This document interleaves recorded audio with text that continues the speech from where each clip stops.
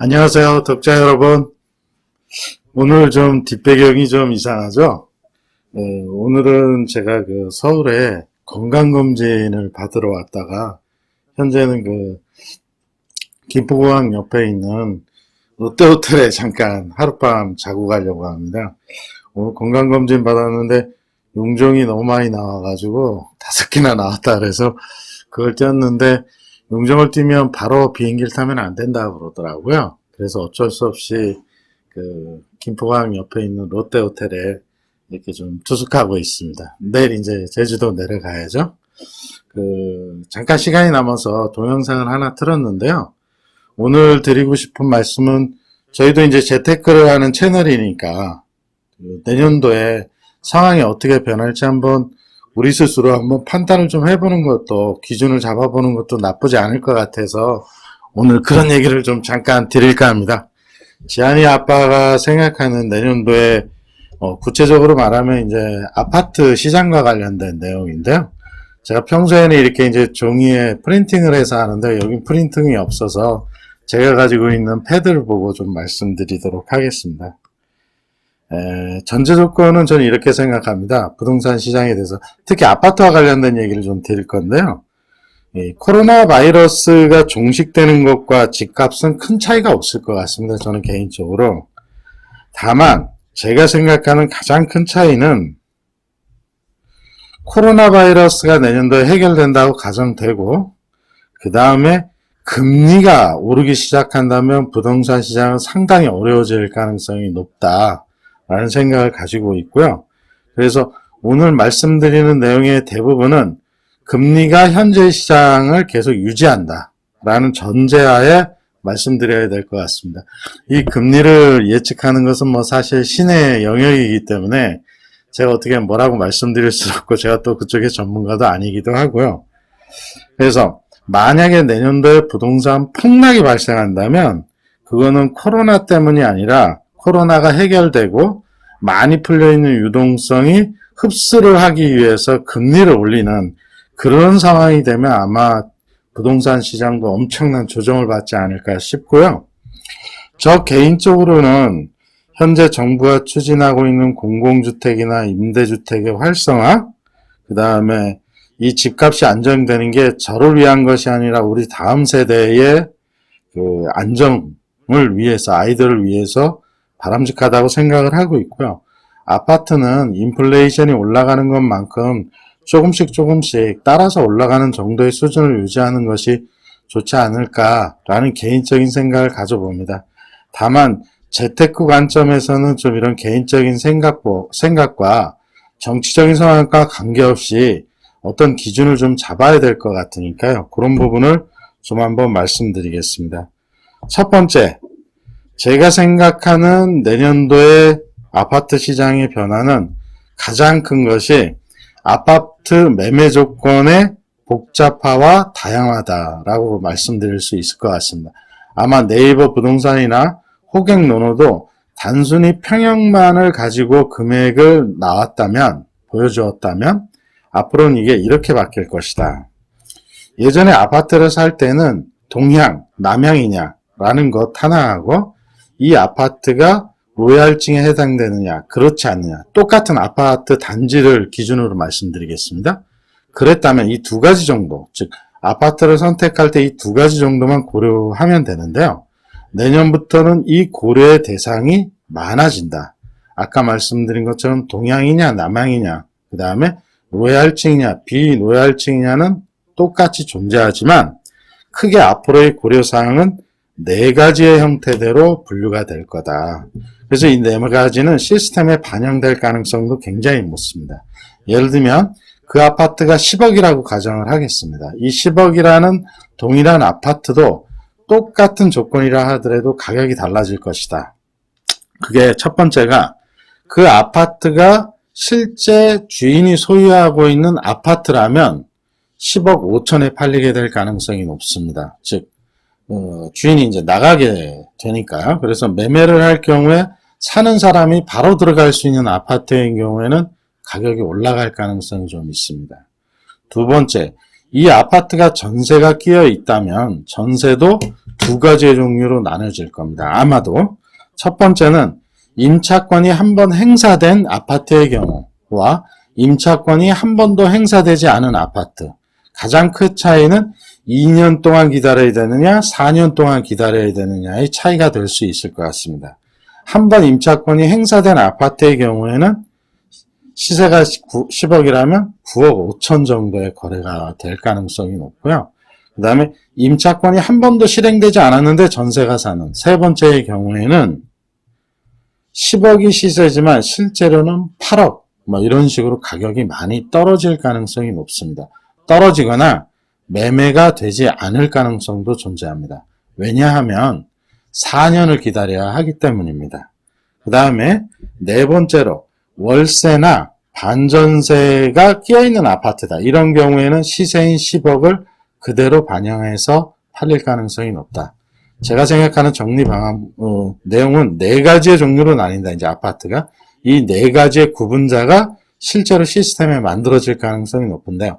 자가로 거주하시냐, 전세인 경우에 임차권이 한번 행사되느냐, 행사되지 않았느냐, 즉 2년이나 4년을 기다려야 되느냐, 그 다음에 월세냐, 반전세냐, 이렇게 네 가지 형태대로 아파트의 매매 시장 조건이 세분화될 가능성이 있다. 이게 제가 생각하기엔 가장 큰 이유고요. 가장 큰 변화의 사항이고요. 두 번째는 계속 꼬여만 가는 부동산 정책입니다. 현재의 부동산 정책은 정상적으로 해결의 의지를 반영한 정책이라고는 제가 보기에는 보이지 않습니다. 다소 감정적이거나 시장을 제대로 파악하지 못한, 자본시장의 원리를 파악하지 못한 형태가 지금 정책에 계속 남발되고 있지 않은가 싶습니다. 제가 생각하기엔 가장 대표적인 정책이 바로 이 임대차 3법인데요. 정부가 몇 년 전에 다가구 주택은 임대사업자를 등록해라. 등록하면 대부분의 많은 혜택을 주겠다. 라고 해서 임대시장을 활성화시키고 전세 세입자를 많이 물량을 가져갈 수 있도록 이렇게 이제 정책을 권고했었죠. 그래서 많은 분들이 사실은 임대사업자를 등록했고요. 등록했는데 이걸 얼마 전에 이제 사실은 다 폐지했다고 봐야겠죠. 폐지하면서 테러를 열어줬어야 되는데 지금 테러를 열어놓지 않고 가돌이 시장 마냥 다 모아놓은 상태거든요. 따라서 이런 문제가 생기니까 그걸 풀어내기 위해서 굉장히 많은 부동산 정책이 지금도 나오고 있는데 이런 정책이 효과를 발휘하기가 굉장히 쉽지 않을 것 같다라는 제 개인적인 생각이고요. 이러면서 나타나는 현상은 집주인과 세입자의 대립각이 상당히 심해질 가능성이 높습니다. 그런 부작용은 언론을 통해서 여러분들도 많이 느끼실 것 같습니다. 임대사업자의 혜택을 다시 줘야 되느냐, 말아야 되느냐, 이런 것은 정치적인 논리와 또 가지고 있는 생각에 따라 다를 수 있습니다. 저는 여기서 정치적인 저의 견해를 말씀드리고 싶지는 않고요.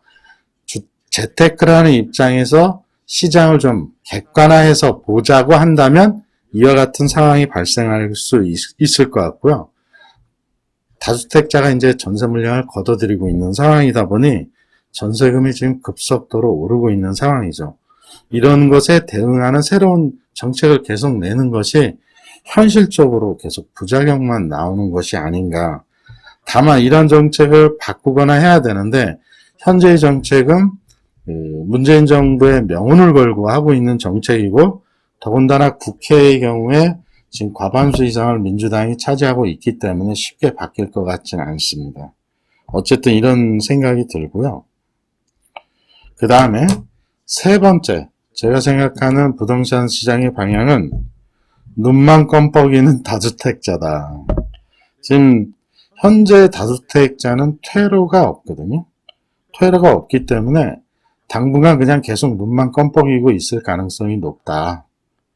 다만 이 다주택자들이 어떠한 식으로 한 방향으로 가겠다라는 나름의 공감대와 방향이 정해지게 되면 그러면 무시무시한 속도로 전세 시장과 아파트 시장을 흔들어 놓을 가능성이 높습니다. 그 시작은 제가 생각하기엔 서울시장이 야당 출신이 당선되는 그때가 되지 않을까라는 개인적인 생각입니다. 참고로 저희들이 하나 생각해야 되는 게 이게 이제 언론이나 뭐 이런 카페나 보면 무주택자인 분들과 다주택자인 분들의 입장이 아주 극명하게 갈리고 있거든요. 근데 이거 한 발 떨어져서 좀 생각해 보면 돈이 똑같은 정책이 나와도요. 역사상 보면 돈이 있는 자본가가 훨씬 더 대응을 잘해왔습니다. 돈이 없는 일반 평민보다. 이건 지금도 적용될 가능성이 높은데요. 현재 눈만 껌뻑이 있는 다주택자는 어느 순간 방향타를 결정할 가능성이 높습니다. 그 결정되는 방향에 따라서 아마도 엄청난 시장에 혼란이 올 가능성이 있지 않을까라는 개인적인 생각을 해봅니다. 그 다음에 지한이 아빠가 생각하는 네 번째의 시장 방향은 2021년도는 전세제도의 종말의 원년이 될 가능성이 매우 높다라는 생각인데요. 전세제도가 유지하기 위해서는 집주인과 세입자 둘 다 혜택이 있어야 됩니다. 둘 다 이득이 돼야지만 이게 존재하거든요. 그럼 과거에는 어땠냐? 이 집주인의 경우엔 투자금의 일부를 전세금으로 보충을 해서 장기간 가지고 있다가 아파트 가격이 오르면 자본이득, 즉 캐피탈 게인이 이걸 뭐 다른 걸 하는 것보다 훨씬 더 높았기 때문에 계속 전세를 주고 있었죠. 세입자의 경우에는 아무런 비용 없이 자기가 살고 싶은 아파트에 전세금을 주고 들어갔다가 2년이든 뭐 만기화돼서 나올 땐 자기의 원금을 받아갖고 나올 수 있었습니다.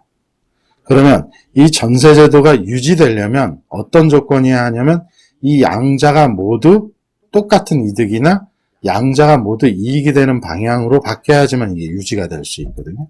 아니면 현 상태를 유지하든가. 그러나 현재는 이 두 개 중에 2명 다 손실을 보는 형태의 제도가 만들어진 겁니다. 그게 바로 임대차 3법이죠. 어찌 보면 단기적으로는 세입자가 유리해 보이긴 하지만요. 제가 생각하기엔 장기적으로 보면 세입자는 상당히 불리한 피해를 볼 가능성이 매우 높은 제도가 저는 임대차 3법이라고 생각을 하고 있습니다. 그래서 장기적으로는 어떻게 바뀔 거냐. 현재의 정책이 그대로 유지되면 부자들은 자신이 부담하는 세금을 반드시 세입자에게 전가시킬 겁니다. 이건 자본주의 역사를 봐도 그래야 합니다. 만약에 내가 전세를 주는 아파트가 종부세나 기타 세금을 포함해서 1년에 3천만 원이 나온다. 그러면 현재는 참고 있겠지만 이런 물건들을 대부분 4년이 지난 어느 시점엔 다 반전세로 돌릴 겁니다. 반전세로 돌린다면 그 금액은 어디까지 될 것이냐면 그 아파트를 보유하고 있음에 발생되는 세금 금액만큼을 반전세로 돌릴 가능성이 매우 높습니다. 그래서 이 부분은 우리가 명확히 알아야 되는 게 집주인은, 가진 자는 가지지 않은 자에게 반드시 세금을 전가시키게 돼 있다. 두 번째는 과도기적으로 보면 전세 세입자를 드릴 때 면접을 보거나 레퍼런스를 체크할 가능성이 매우 높습니다. 이게 바로 미국이나 유럽이 하고 있는 방식이죠. 그래서 결론적으로 말하면 앞으로는 대부분의 아파트는 제가 생각하기엔 그게 단실은 아니지만 임대차 갱신이 어느 정도 완료되는 시점부터는 대부분 다 반전세로 돌릴 것이고, 즉 일부 전세, 일부 월세죠. 이렇게 반전세로 돌리는데 반전세에서 월세가 해당되는 부분은 본인이 그 아파트를 보유하고 있을 때 발생되는 세금 금액까지 반전세로 돌릴 가능성이 매우 높다라는 게 지한이 아빠의 생각입니다. 그 다음에 다섯 번째, 제가 생각하는 서울의 아파트 시장의 변화는 아파트 가격은 더 이상 오르기는 쉽지 않을 것 같다라는 게 제 생각입니다. 뭐 많은 분들은 통계 자료를 가지고 올라간다, 내려간다 이런 논거들을 많이 제시하시더라고요. 근데 제 생각으로 직감적으로 보면 만약에 제가 20억 원이라는 돈이 생겼습니다. 예를 들면 강남의 아파트가 20억이라고 뭐 합시다. 대충 20억으로 강남 아파트를 살 것이냐 라고 저한테 지금 물어본다면 저는 갸우뚱할 것 같습니다. 그 이상 올라가기가 쉽지 않을 것 같다라는 느낌을 받고요. 다른 투자의 방식이 있지 않을까? 라는 생각을 가지게 될 겁니다. 근데 그 아파트가 만약에 10억이다. 그러면 저는 무조건 사겠죠. 보지도 않고 아마 살 것입니다. 특히 현재 지방 아파트가 막 이렇게 올라간다고 언론 보도가 많이 나오는데 제가 생각하기엔 거기 투자했다가 조만간 낭패 볼 가능성이 많을 것 같습니다. 이 아파트 투자도 상식적으로 생각해야 한다고 저는 생각하거든요. 물론 자기만의 성을 쌓고 있는 아주 좋은 아파트들, 우리가 알고 있는 그런 아주 유명한 아파트들은 계속 가격이 올라갈 수 있겠죠. 그렇지만 전반적으로 본다면 과연 아파트 가격이 더 이상 오를까? 이게 뭐 인플레이션 수준까지는 오를 수 있지만 지금 올라온 폭만큼 이런 식으로 대폭의 상향은 존재하지 않을 가능성이 높다라는 게 어쨌든 저의 생각입니다. 그 다음에 6번째, 내년도에 변화하는 방향 중에 하나는 이번 정부는 재건축을 승인해 줄 의향이 전혀 없다고 몇 번 말씀드렸습니다. 저는 그렇게 생각합니다. 다만 앞으로 서울 시내의 아파트는 대세가 공공재개발이 될 가능성이 매우 높다. 공공재개발은 제가 여러 번 말씀드렸고 관심 있는 분들은 여기를 보시면 될 것 같고요.